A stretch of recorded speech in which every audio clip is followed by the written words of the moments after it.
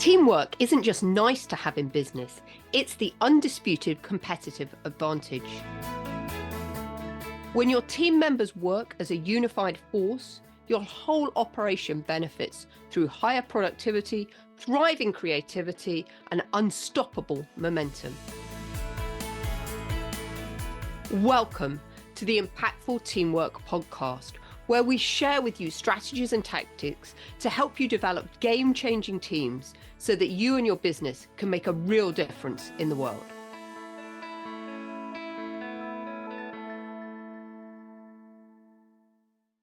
Welcome everyone to this edition of Impactful Teamwork. My name's Julia Felton and I am going to be your host and guide for the next 20 to 25 minutes. And I am super excited that today we have a guest on the show, Simon Bowen, who is the creator of the Genius model and the founder of the Models Method. So Simon, welcome to Impactful Teamwork. I'm so excited to have you here.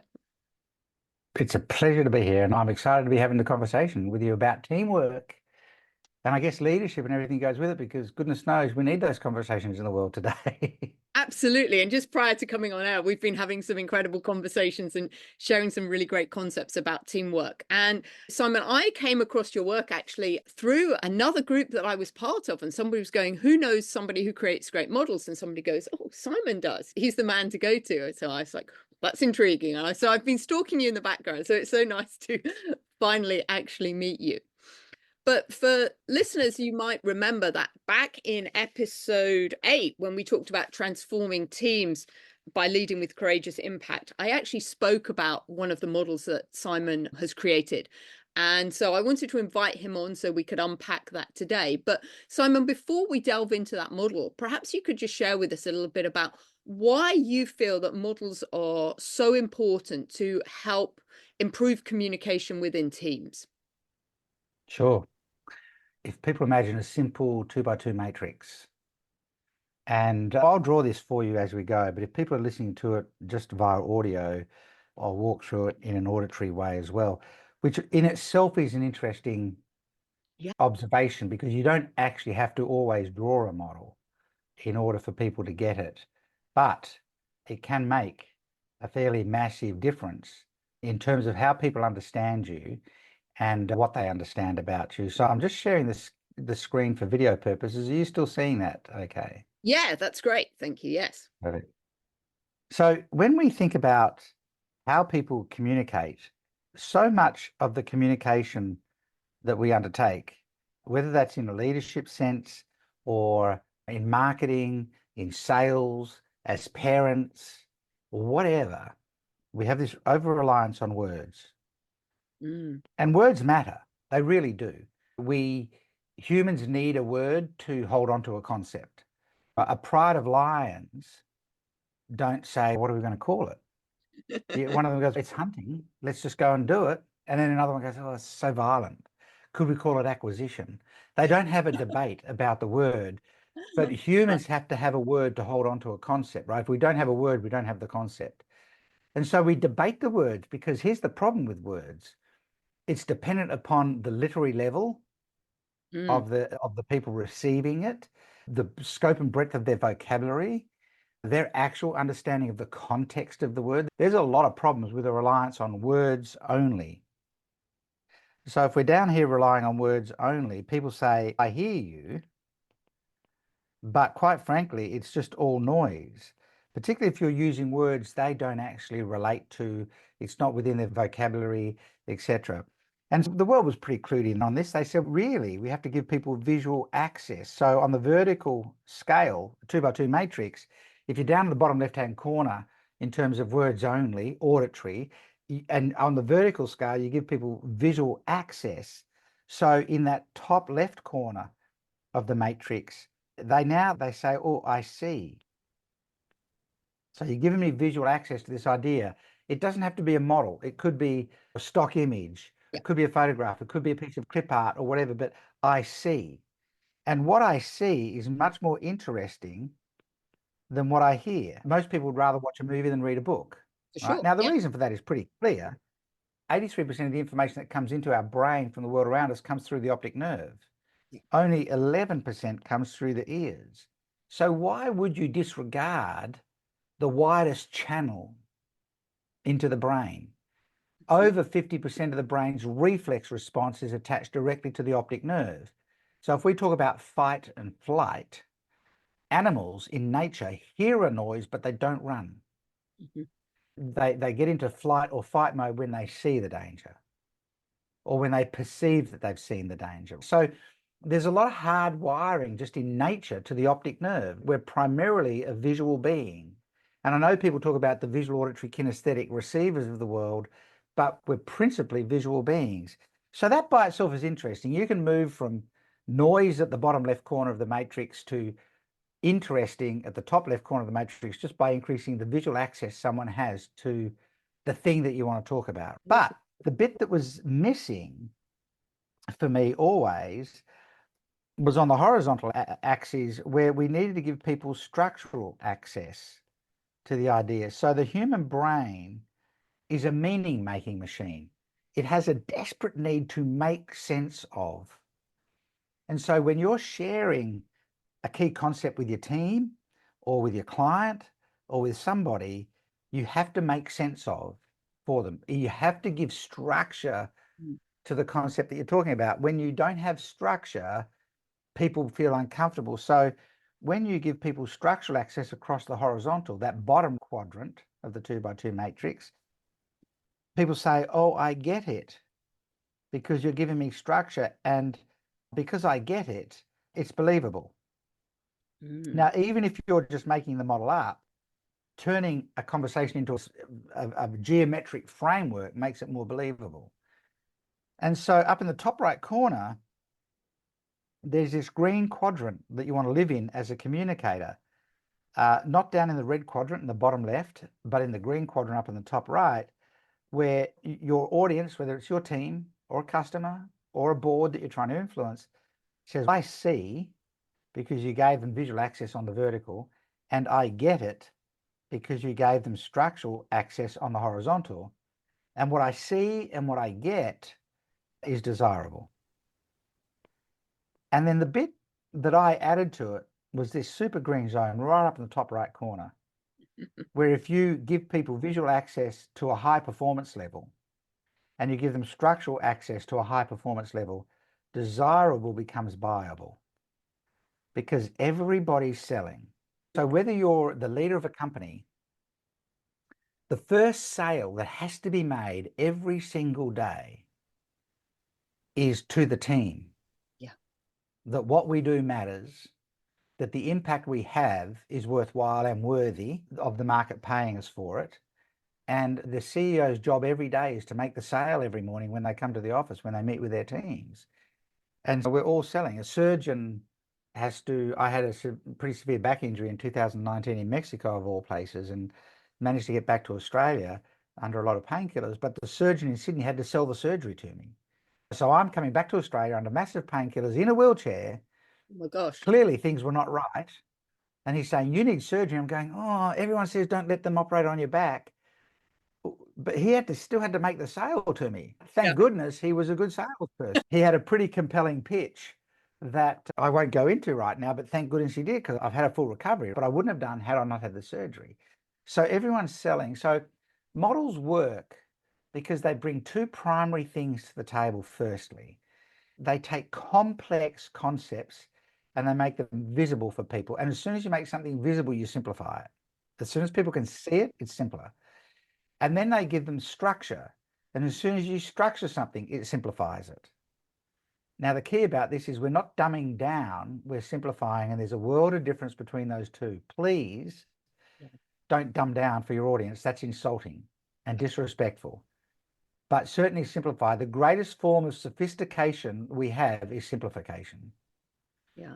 You know, when Einstein turned 3 blackboards of formula into E equals mc squared, he simplified the general theory of relativity down to a formula with just 3 components.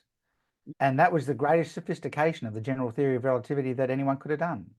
And so as leaders, we have to be able to simplify without being disrespectful and dumbing down. And models do that. And then what I added to the models, I didn't realize it was a unique perspective that I had on it, but what I added to the models was what I call choreography. which Right. is the performance art of walking through the model.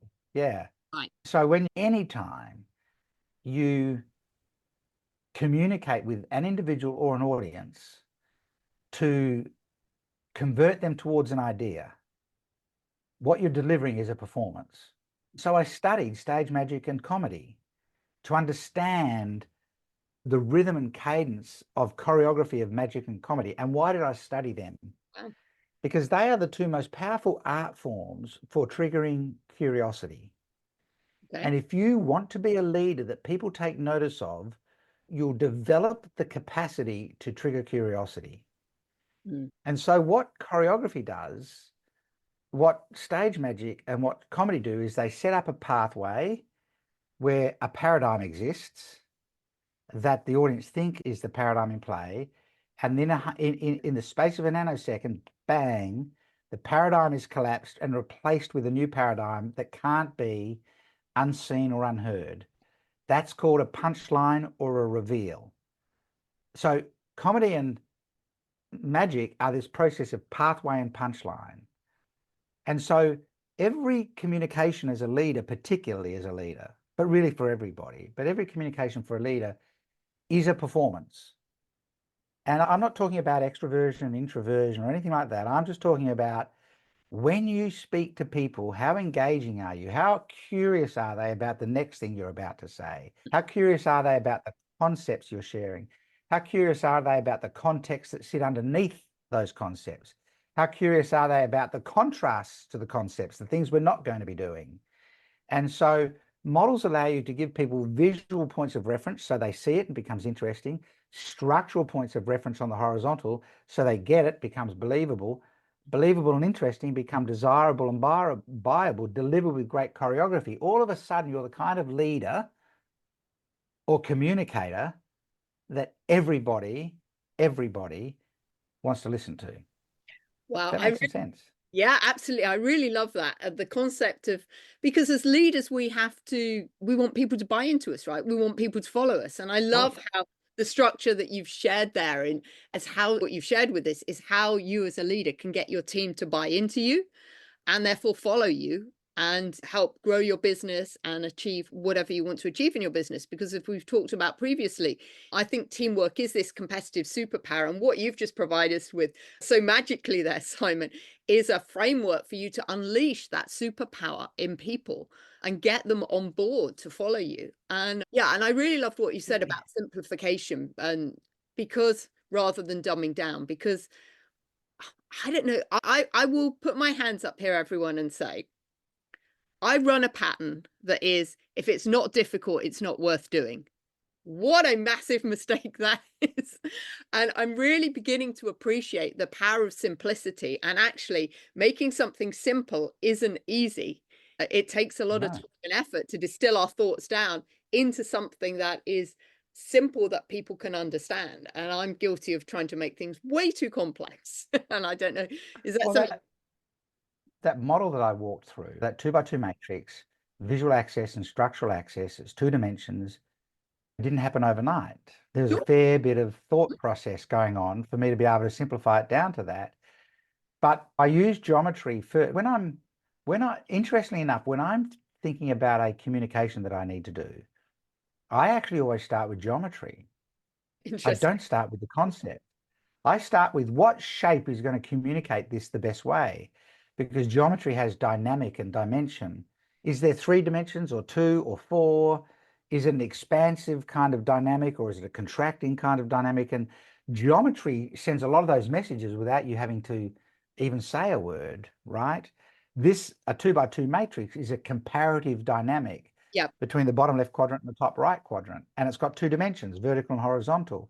So the geometry said a bunch of stuff without me even having to reference it, that everyone else's brains will put together structurally. Because when we think about leadership, people judge who we are before they judge what we say. Yeah. So people judge a character first. Absolutely. So your character enters the room before you do every single time. Yeah. And here's why. Your character is a function of the perceptions everybody else has already formed about you and shared about you. Your character is a function of the perceptions that everybody else has already formed about you and shared. Now, those perceptions might not be right according to you, but everyone else's perception is their reality. Yeah. So your character is not formed by you, it's formed by other people, and it enters the room before you do. Now, that doesn't seem particularly fair, but it's just reality. Absolutely. Right? So your character is formed by other people and shared based on their perception, and it enters every room you walk into before you do. So we've got to be incredibly conscious of how we're showing up and the perceptions we're creating by how we show up. People judge you by your character before they judge anything you say.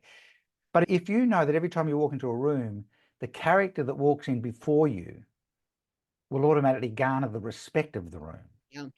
which is actually the only measure. Your character actually garners respect or kills it. And so the job of character is to garner respect when you enter the room.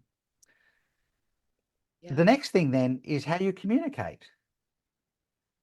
Because the ability for people to believe you and understand you, it comes down entirely to your ability to communicate. Absolutely. Now, if somebody in a leadership role says, I don't like public speaking, my response would be, you're going to have to get over that. Because you are going to have to talk to groups of people, right?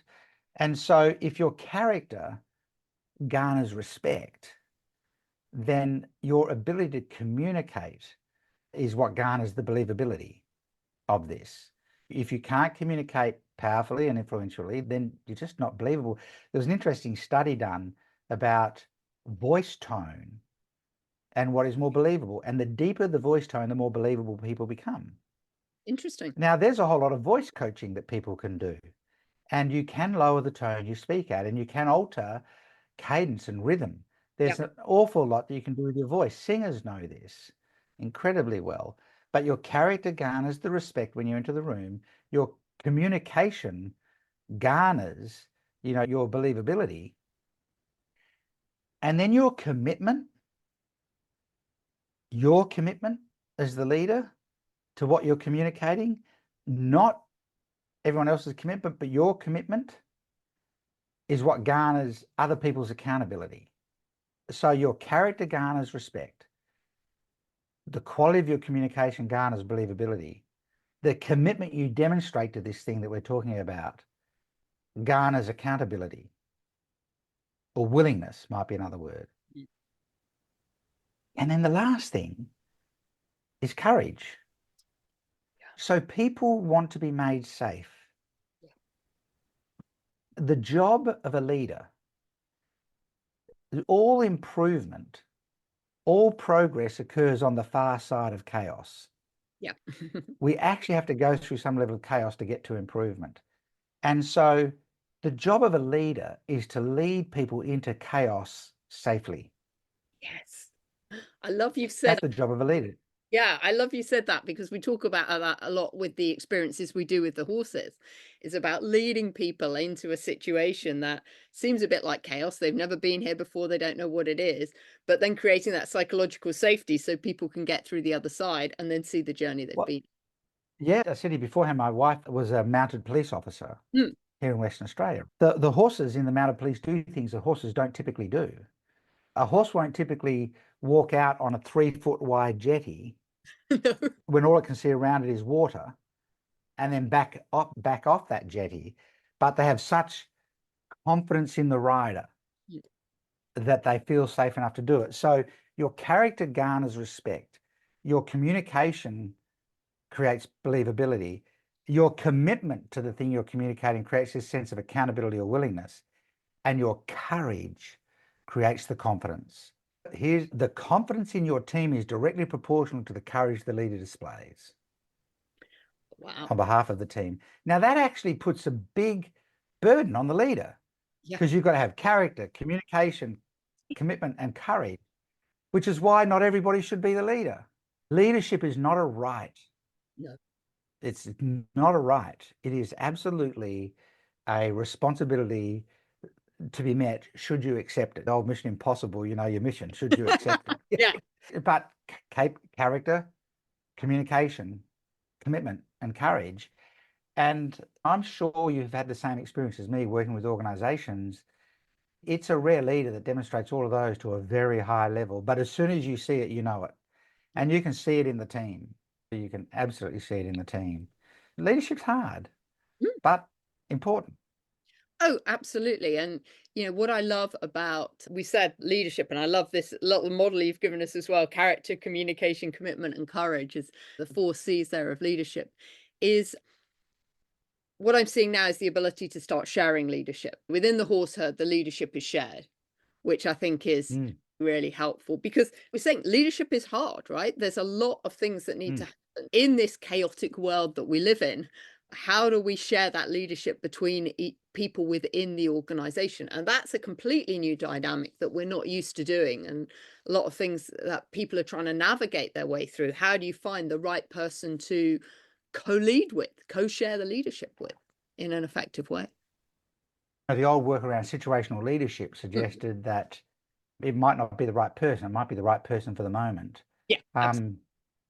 I don't know if you looked at any of Ricardo Semler's work from Semco, Maverick. And Semco is a very large tech company in South America, very successful, massive waiting list to be an employee of Semco. And that was probably one of the really early cases in the 80s, maybe, of self-managing teams. And Ricardo Semler himself, who founded the company, decided that the CEO role should rotate because he probably wasn't the best person to be CEO. He wanted to develop products. So he took himself out of the chair, and they had a number of people who'd be the CEO for 6 months at a time, wildly successful. Culture becomes critical, and the trustworthiness of the culture and the value set. If you're going to share leadership, don't skip over values, right? And we talk about, a lot of companies have talked about shared leadership, devolved leadership, the self-managing team, and all that sort of thing. You've got to do a lot of work on values to arrive at that place, and a lot of work on really important purpose type conversations. And companies are interesting, or organizations in general are interesting. An organization only exists for one of two purposes or both of them combined, right? So an organization can exist for commercial gain. So let's run this company, make a profit, get a dividend for the shareholders, and return some money to the people who put the capital in. And we're going to do that by exchanging something of value with the marketplace that people will happily pay us for. And we'll pay our employees a fair salary, so they show up and they do the work, and we'll meet all of our compliance requirements and obligations. So we'll do everything we have to do, but we're principally here to make money. And that's okay. It's fine. It just doesn't motivate people that much, because no employee has ever woken up in the morning and said, I can't wait to get to work to make some other people wealthy. For sure. Absolutely. It's just not. It's just not. It's not engaging. It's not a driver, but it is a purpose for an organization to exist. On the other side, an organization can exist entirely for a cause, right? But they might not be commercial. And so they're there to serve a compelling and self-evident need. Now, if they're not commercial, then they're a charity. And so that's interesting, because they've got to get other people to give them the money. So they're always going cap in hand. Can we collect the money? And a lot of government agencies also they exist for a cause. The question is it always compelling and self-evident when it's a government department? But they get their money through taxation. So they're actually just going to the taxpayer and saying, give us some money. Arguably, the taxpayer would find it difficult to see a direct return on investment value exchange for the tax dollars spent out of their own personal pocket, right? And so the best organizations would exist for both commercial and cause reasons, because the only truly self-sustaining side of that is commercial. Because the only thing that sustains a company over time is ongoing access to revenue. Capital is a once every so often injection through debt or capital raising, but the ongoing injection of revenue through created value is sustainable. But what motivates is the cause or the crusade, and a great organization would have both. But we went through the whole kind of 90s and early 2000s of vision and mission, and you have to find your why and everything else. And if the why doesn't somehow relate to the marketplace, if staff don't really understand the impact they're having on the people that the company serves, it just slides back towards the commercial side. Imagine a continuum between Yeah. cause and commercial, Yeah. right? And you're constantly running that slide. You actually want the whole scale in people's minds. I think that's one of the great challenges of leadership, Mhm. is to allow your staff to enjoy not the testimonials, but the customer stories of impact, the difference they've made in other people's lives. But if you want self-managed teams, or if you want rotating leadership, you'd better be sure you've defined the purpose of the company really well. You'd better be sure it matters, that it's compelling and Yep. self-evident. An interesting exercise for a leader, Julia, it would be to ask what would happen. Let's say you're a founder and you've got a company, and ask yourself what would happen if your company just disappeared and did not exist for 6 months. And in 6 months' time, what would the net downside of that be? And if there isn't any, then you haven't identified a compelling self-evident need yet that the world knows that it wants. Yeah. You might be delivering a great product or service, but you're in the commoditized space. Yeah. If you could disappear and no one would actually notice, then you haven't locked onto it yet. And yet we've worked with companies all around the world. And one of the things we do is we model the genius of the company. Yeah. And I've yet to work with a company that hasn't been shocked by just how clever they are once we start to model it, which tells me two things. They haven't thought deeply and profoundly enough about the genius they bring to the marketplace. But once they do, that question about what would happen if you didn't exist for 6 months now has an answer. Yeah. There would be this kind of failure experienced by people. And so your staff should have the sense of, what if we just weren't here? What would the price be that other people would pay because we weren't here? And how well are we doing this in terms of performance? So commercially, Yeah. how well are we doing this? What if we weren't here? What price would people pay because of our absence? And how well are we actually doing this, cause and commercial? You want to rotate leadership, you better be crystal clear about that purpose at that level, and then the values that sit underneath it. Otherwise, it's almost certain to fail. Yeah. And one of the things we've talked about, and I'm a big proponent, is purpose really underlies everything for me within a team, within an Mm. organization. But yet it's done so badly. There's a lot Oh, of yeah. greenwashing. These are our values. And then you go and ask the team members what the values, and nobody knows what they are. And they're just words. They're not words. What does the word integrity mean? What do you understand by that? I'm a massive proponent of that's where we have to start with so many things, is actually what's the purpose? What's the difference? What's the impact we want to make in the world? And then how do we also, like you say, make that commercial as well? And get serious about that. Let's talk about values for a moment, right?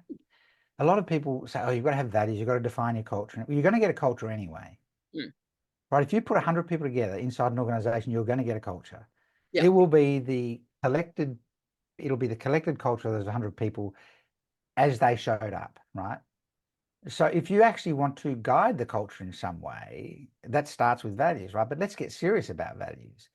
You walk into a company, they go, these are our values on the wall: trust, integrity, respect. I'm going, they're baseline values.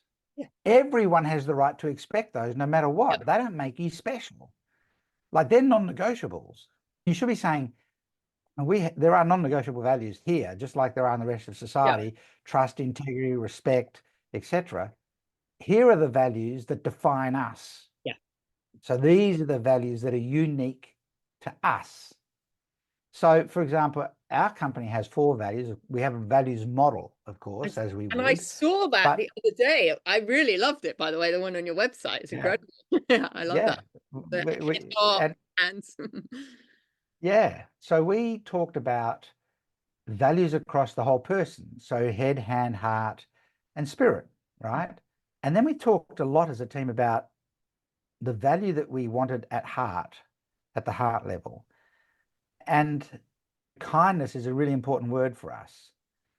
Now, Mm. kindness isn't one of those values that people automatically have a right to expect, actually, because it isn't necessarily that common in the world. No. But for us, kindness means some really specific things. So a customer never gets talked about in an unkind way inside our team just because they're not there. We have some really clear boundaries, because I think kindness is the formula for peace. If people just took a half a beat and Yeah. acted with kindness, we wouldn't have the conflict that we have. But You've got to think deeply about values, and don't just take the soft option of saying, oh, these are our values, and listing a bunch of stuff that actually everyone has the right to expect from everyone else. They're baseline and non-negotiable. Call them out for what they are. There's probably a dozen of them or more. Everyone needs to operate according to that, including the leaders. We've got to model it. We've got to have the courage and the commitment. But here are the values that make us unique as a company. These are the things that matter most for us as a company. If you're a tech startup, innovation might actually be one of the things that matters most to you. Then that carries some problems, right? If innovation is a value, you've got to be willing to let people make mistakes. Absolutely. Because you don't get innovation without mistakes. So if innovation is one of your values, mistakes are going to go with the territory. You better celebrate error, because that's where you're going to learn in order to be innovative. Like, we talk about purpose and values, but we've got to be willing to have serious conversations about this stuff as leaders inside companies. And I think that's one of the things that the models really do, and you've talked about it there, is it's about having really deep thinking. And I think for so many leaders and people working in teams, we're flat out pedal to the metal. And actually, it's this classic thing that we find in nature to slow down, to speed up. And actually, how do we take that time out to slow down and do this deep thinking that you're talking about to get the results that we really want? But there's such a stigma in society that if you're doing nothing, which is not doing nothing because you're thinking, but because you're not maybe active in that way, people think that you're being lazy and not doing things. And I know, one of the things that I often do with my horses is I just go out and sit with them, and people look at me as, what are you doing? Actually, that's a massive part of building relationships. And again, because we're always so busy, we're not spending time building relationships with team members. And it's that kind of deep thinking, forming connection with people and having those impactful conversations that form those connections with people that actually help the dynamic of the team work a lot better. And we have engineered pause out of the world. Yeah. Once upon a time, someone sent you a letter with a complaint, and you got it and you read it and you had to type up the response. And the typewriter, if you made a mistake, you had to exit out or type it again. By the time you'd typed up version 3 of that letter, you read it again, you go, yeah, I probably shouldn't send that. I'll rewrite it but now someone sends you an email in caps lock, and then you go, right, and you hit the reply, and away it's gone. We've engineered pause. And I think pause is a superpower right alongside communication as a superpower. And pause, so there's an interesting conversation that we have to have about the fact that humans are still analog beings living in a digital world. And so if you know what the digital sine wave looks like, it's this square sine wave that is either on or off. So a TV either has a picture or blue screen. Yeah. But I'm old enough to remember when analog TVs had a whole lot of interference and grayscale and shadow effect, and then the picture would pop up, and the person holding the bunny ear antenna had to hold that position so everyone could actually watch a clear picture. Yeah. And then it had all this grayscale again. So the sine wave, which is curved, is analog. The sine wave, which is square, is digital. And we have analog human beings trying to live in a digital world. So PowerPoint, for example, is a digital communication medium. Click, next, on, off, on, off. Humans are filling in all the spaces in between with analog brains that are going through ranges of emotion and ranges of understanding and ranges of gaps of knowledge, right? And so if we want to accommodate the analog human being, you actually have to allow time, because digital is on and off. Yeah. It's a faster sine wave, right? Analog human beings need time, and you have to accommodate time. Going and sitting with the horse accommodates time. So one of the things that people can do is find ways of weaving time into their daily practice so that they have the time for contemplation and thinking. I read an article, someone was talking about they have great concern about who the new philosophers are going to be. Because if Newton had a mobile phone, he would never have noticed the apple falling from the tree. Love that. And then he wouldn't have identified, because he would have been on his phone, right? Yeah, yeah. He wouldn't have, and he wouldn't have noticed, and he wouldn't have started wondering about gravity. So, you need to find ways of creating pause or a slowing down into your daily practice. So here's a super tip. When you're thinking through something, and you might just be sitting at your desk or your workstation or whatever, and you're just thinking through it. And if someone comes past and you're staring into space and you're thinking through it, and they go, "What are you doing?" You go, "I'm just thinking." And they'll go, "Well, get on with it, do some work." Yeah. But you're actually using some time to think, right? Have a piece of paper or an iPad in front of you and start drawing a model and stare down at the bit of paper. And when someone comes past and they go, "What are you doing?" You go, "I'm trying to build a model that answers a question that I've got."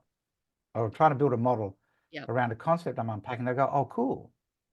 So it's these little, like, you need to build into the way you operate, because remember, your character garners respect. Yeah. So if people think you're always staring into space doing nothing, they form a perception about that and they share it with other people. But if you are working through something and you draw a model and it's not even finished yet, it's complete, you're drawing it on paper or on an iPad, what are you doing? "Oh, I'm trying to build a model to unpack this concept or this problem." "Oh, cool. Where are you at with that?" Now you've actually invited somebody in to add their value to it. They walk away with the perception of they're a pretty good thinker. They're a structured thinker. And the next thing you might hear is they're saying to somebody else, "Oh, Fred, he's just such a clear thinker. He builds these models when he's trying to unpack something." That will garner respect when that's a part of the character that you walk into the room with. So you need to build these elements into how you operate. And some people won't like the fact that I'm talking about build elements into how you operate so that the perception that other people form about you doesn't force you into having to operate at the pace of the world just so that you don't look like you're doing nothing, because quite frankly, deep thinking looks like you're doing nothing. And you need to find ways of giving yourself the space to do that. And you end up showing up not only as this deep thinker, but with much, much stronger concepts to share with people. It's another one of the little hidden secrets of models. If you are trying to think through something, just start drawing. Draw a 2x2 matrix, draw a triangle, draw a 3-circle Venn diagram, draw a funnel, draw a process chart. It might not have any words on it, but someone comes past and goes, "What are you doing?" "I'm just thinking through this issue." "Oh, that's interesting. What do you got?" "I think it's probably a triangle. I think there's 3 sides to this." And they'll go, "No, I think there's probably 4 things." "Oh, interesting. Now you change the shape," which is why I always start with geometry. There's a science to this. Geometry is a part of the math. A part of my earlier working career I was teaching kind of physics and mathematics. And, the world is really driven by physics and maths and geometry. And there's a lot that you can make sense of by working through some of that stuff. So we're spending a relatively short period of time talking about a really deep issue, which is leadership and teamwork. But there needs to be a greater study of this because the world desperately needs better leaders and better stewards of where we're headed in the future we're going down and what we're going to leave to the next generations. Yeah. Wow. Simon, incredible. Thank you. I'm just conscious of how long we've been chatting. We probably need to draw this to a close for our leaders, but thank you so much for the time. How can people get hold of you? And I know you run some monthly sessions for people that they can drop into. Perhaps you can just share the best way that people can contact you. And if they decide. Our website is modelsmethod.com. And I could probably go into the link. Yeah, we'll put that in the show notes. Yeah. But every month I do a 20-minute teaching. I just turn on Zoom for 20 minutes. I turn on for about 30 minutes. I tell people what the teaching is going to be about, and then I start a 20-minute timer. Wow. And I teach for 20 minutes through a model. I create a new model every month to teach a particular concept, often to do with sales or marketing or leadership or organizational design and performance. And so there's a subscription list for that 20-minute teaching where people get workbooks for the 20-minute teaching. It's free. They get a workbook prior to every 20-minute teaching, and they get the full calendar of when the dates would be. And people will be able to subscribe to that on the website. There's a lot of resources on the website. I've got a lot of video content on there and blogs and things like that. So there's a tremendous amount of content people can work through. The website is the best place to go to get some of our free content. And then people will find their way through. For those that want to do more work with models, want to capture and codify the genius of what they take to the marketplace in one simple model that takes about 7 minutes to explain, We have programs to help people do that as well. But modelsmethod.com is the easiest place for people to go to. All right. Excellent. Thank you so much. And I can certainly testament, I was been on Simon's website many times, and it is full of packed with resources. And the great news is that the 20-minute teaching that Simon was sharing with me before we came on, I haven't actually listened to one yet because they've always been in the middle of the night UK time. But Simon has assured me that from next month there will actually be a second version every month that accommodates people in the UK, because I know a lot of our listeners. We've been North America centric. I'm in Australia. I'm in Perth in Western Australia, but we've been North America centric, and we're now going to deliver it twice on the same day so that we can address our kind of UK, Europe audience, which we have in quite sizable numbers. So the 20-minute teaching is a fun thing. It's my most fun thing to do. Nothing like having a 20-minute timer counting down. Yeah. While you're trying to share something. Yeah. So, well, Simon, I'm deeply appreciative of your time and your energy today for sharing some models with us, to talking about why models are so important to improve communication within our teams and how you need to show up as a leader. And I just love the character enters the room before you, and how it's so important to think about what our character is, our communication, our commitment, and then give people the courage to step forward. So thank you so much. Absolutely. It's this job of leadership, Julia, last thought, I think free enterprise is one of the most powerful forces for good on the planet, so long as the right leaders are leading it. Yeah. And therefore, business should be a noble enterprise, should be a noble thing that we do. Selling should be the most noble thing that we do. And we desperately need leadership to be on the forefront of that. So all the work that you're doing with people, challenging them with their organizations, it's the work we all need to be doing, I think, going forward, particularly in today's world. So thank you for doing that work, and thank you for having me on the show. Thank you so much indeed. Okay, everyone, we'll catch you again next week on another edition of Impactful Teamwork. And once again, thank you so much, Simon. Bye-bye. Pleasure. Thanks for listening to the Impactful Teamwork podcast. Please stay tuned for future episodes, and do subscribe wherever you get your podcasts. If you've enjoyed this episode, please leave a rating on your favourite platform. Recommendations are essential for attracting new listeners. Please follow us on social media at Julia Felton and at Business Horsepower. And if there are any topics you'd like us to cover on future episodes, please do let me know. Remember, you and your team are always making an impact. What impact will you make today?